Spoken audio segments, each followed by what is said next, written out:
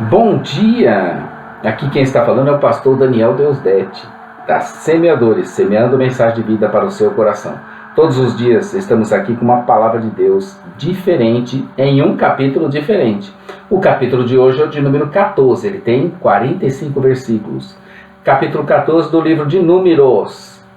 Nós vamos ver aqui que dois príncipes, Josué e Caleb, não foram covardes, não se acovardaram contra os 10 covardes que fizeram um relato negativo das coisas que foram espiar e por isso inflamaram todo o povo. Aqui nós veremos que neles houve um espírito diferente. Apanhe sua Bíblia, faça uma leitura prévia primeiro desse capítulo de número 14. Entre no nosso blog, o site jamaisdesista.com.br para ter acesso à parte escrita.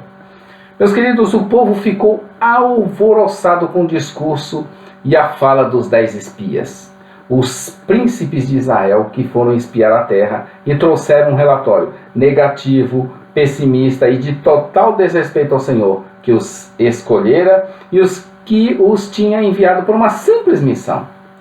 Que péssima opção eles tiveram.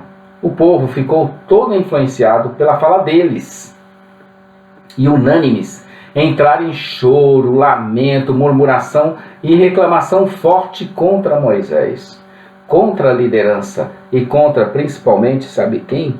Contra o Senhor. Que triste cenário e momento Israel estava vivendo. Como não devemos nós prestarmos mais atenção a Deus, o Senhor, e andarmos humildemente diante dele? O povo estava mesmo irado, e com palavras duras de murmuração, inflamavam ainda mais o restante da população contra Moisés, contra Arão e contra o Senhor. Realmente, a murmuração, ela nasce lá no inferno e se materializa na boca de quem a usa. Moisés e Arão, sentindo a gravidade da situação, se curvam diante de Deus no meio do povo em adoração a Deus, pois temiam não o povo, mas o que Deus poderia fazer naquela hora terrível. Então, no meio dessa situação, eles se curvam diante daquilo tudo, porque eles estavam temendo, não aquele povo, o que podiam fazer, a revolta deles. Eles não estavam temendo a sua própria vida, mas o que Deus estava prestes a fazer com o povo.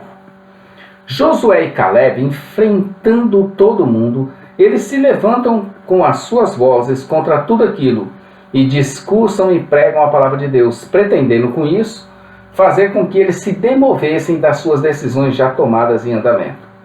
Ali naqueles dois houve um espírito diferente e estavam eles prontos a pregarem e a pagarem com as suas próprias vidas a sua fé firmada e fincada na esperança da palavra de Deus.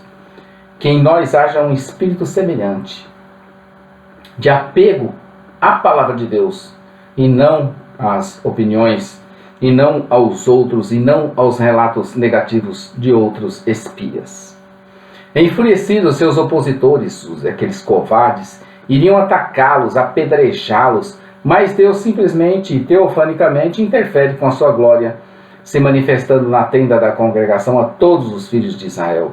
Deus se dirige a Moisés antes de fazer qualquer coisa. Ele comunica a sua intenção de torná-lo uma nação mais poderosa e melhor partindo dele. Mas Moisés intercede pelo povo rebelde, que quase os aniquilou. O povo estava a ponto de matá-los. Moisés recebe um chamamento de Deus para ser uma nova nação. Moisés se curva diante do Senhor e intercede pelo povo ruim e mau. Esse é um intercessor, hein? Mesmo Jesus Cristo, todo mundo lá fazendo coisas terríveis com ele, e ele pega e ora por todo aquele povo. Deus, Jesus na cruz, intercedeu por cada um de nós. Deus atendeu a sua oração pelo povo e também perdoou os seus pecados, o que em consequência não lhes trouxe destruição total e imediata. Mas Deus sentenciou os príncipes que começaram tudo aquilo, e eles morreram de praga diante do Senhor. Com relação ao pecado cometido, o povo recebe também a rejeição de Deus e por cada dia espiado, pagariam por 1 ano no deserto. Foram 40 dias espiando a terra e 40 anos no deserto. Toda a geração contada de 20 anos para cima, nenhum deles viria à terra prometida, a não ser, viria, do verbo ver, a não ser Josué, Calebe e Moisés. Um pouco mais para frente veremos que nem Moisés conseguirá entrar na terra prometida. Somente lhe será permitido olhar para ela, mas não entrar nela, nem pisar nela, por causa do povo que tanto amava e se esforçava como bom pastor em conduzi-lo conforme prometido. Mas somente esses dois puderam passar para a próxima fase. Milhares e milhões mesmo morreram e somente dois, apenas dois, conseguiram passar para a etapa seguinte. Porque esses dois reconheceram o Senhor em todos os seus caminhos e entenderam que Ele era capaz de ir endireitando suas veredas. Provérbios 3, 5, 6. Que em nós também haja um espírito semelhante, para que nós possamos não fazer como a multidão, mas sermos diferença onde estamos, sermos e termos o mesmo espírito de Josué e Calebe. Com Noé e a sua família também foi assim. Eles eram apenas 8, e a multidão que iria morrer no dilúvio era de milhões de pessoas. Muito terrível e assustador tudo isso. Mas são poucos os que conseguem passar para a próxima fase. E não sem esforço. A própria palavra de Deus diz isso. Como se não bastasse agora a besteira de abandonar e rejeitar o Senhor na hora da murmuração, eles agora eles queriam resolver agora o problema do seu jeito. Ah, já que aconteceu isso, então vamos lá na terra. Não é desse jeito. Eles acharam coragem na loucura e foram contra aqueles que o Senhor iria derrotá-los se tivessem obedecido ao Senhor. Moisés, homem sábio e temente a Deus, adverte o povo para não irem, que o Senhor não iria com eles. Eles novamente rejeitam a palavra do Senhor, rejeitam a liderança de Moisés e seguem os seus próprios caminhos, segundo o entendimento deles mesmos e não segundo a palavra do Senhor. Aqui temos uma importante lição para os que querem seguir a Deus do seu jeito.